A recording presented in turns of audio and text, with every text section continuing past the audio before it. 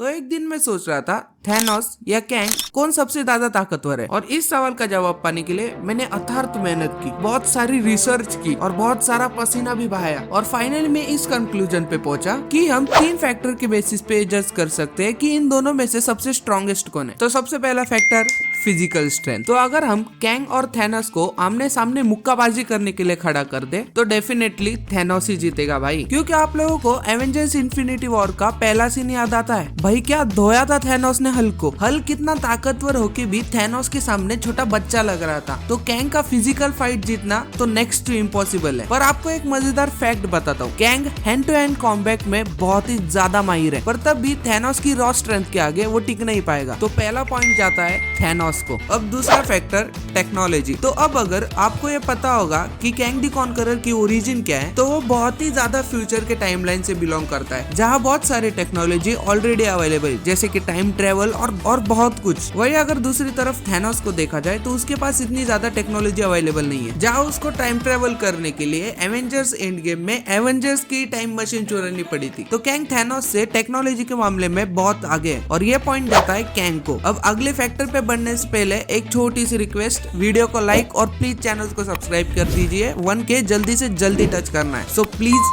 Subscribe. तो अब तीसरा फैक्टर वेपन्स। अब आप थोड़ा याद कीजिए, आपको थैनोस के पास वो पंखे वाले वेपन के अलावा और कौन सा वेपन दिखा था? उसका इन्फिनिटी गॉन्टलेट और इन्फिनिटी स्टोन्स। पर लोकी की सीरीज में क्लियर कर दिया है कि एक यूनिवर्स की इन्फिनिटी स्टोन्स दूसरे यूनिवर्स में पेपर वेट के लिए यूज की जाते हैं। वही दूसरी तरफ for matter of fact Kang the conqueror एक सादा सा इंसान है। उसके पास कोई सुपर नेचुरल पावर नहीं है, ना ही कोई सुपर ह्यूमन स्ट्रेंथ है, पर उसके हथियार ही उसे मार्वल का one of the best super villain बनाते हैं। चलो मैं आपको कॉमिक बुक्स में से एक इवेंट बता। तो कैंग अपने टाइमलाइन कॉन्कर करने के सफर पर निकल चुका था, और थैनोस को ये समझ जाता है कि वो कैंग को अकेले हरा नहीं सकता। तो वो एवेंजर्स से हाथ मिला लेता है, और वो सब एक साथ कैंग पे अटैक कर देते हैं। पर कैंग थैनोस के गले को पकड़ लेता है और उसको टाइम लूप में डाल देता है। कैंग थैनोस को इतना पेन और सफरिंग दिखाता है कि थैनोस जगह पे ही कंकाल बन जाता है। पर कैंग के पास उसका सबसे ज्यादा खतरनाक हथियार है उसकी बैठने वाली कुर्सी। ये कुर्सी एक AI ड्रिवन टेक्नोलॉजी से चलती है,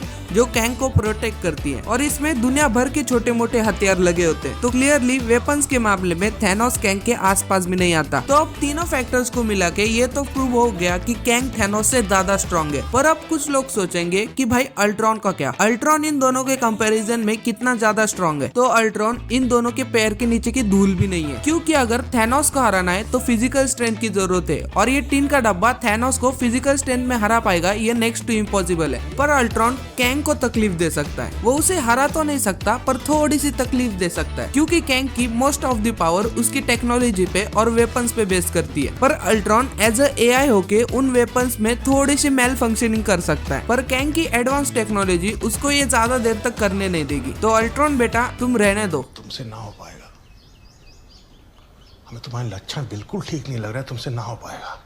तो ये तो मेरी थेरीज थी, आपकी क्या थेरीज है जरा कमेंट करके बताना, मैं सबकी थेरीज पढ़ूंगा। तो अगर वीडियो अच्छी लगी होगी तो वीडियो को लाइक कर देना, कमेंट कर देना, और भी अच्छी लगी होगी तो अपने दोस्त लोगों में शेयर कर देना। मिलते हैं नेक्स्ट वीडियो में, तब तक के लिए पीस आउट।